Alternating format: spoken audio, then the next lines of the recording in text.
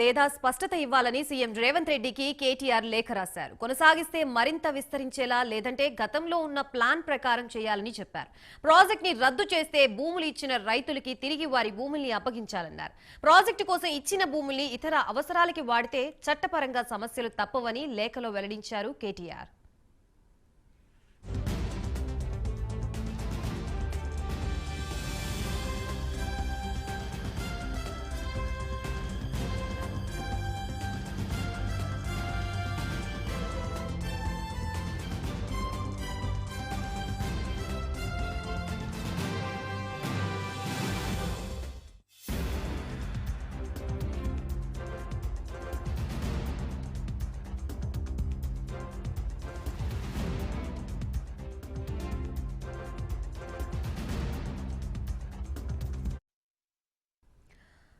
ప్రకాశం బ్యారేజీ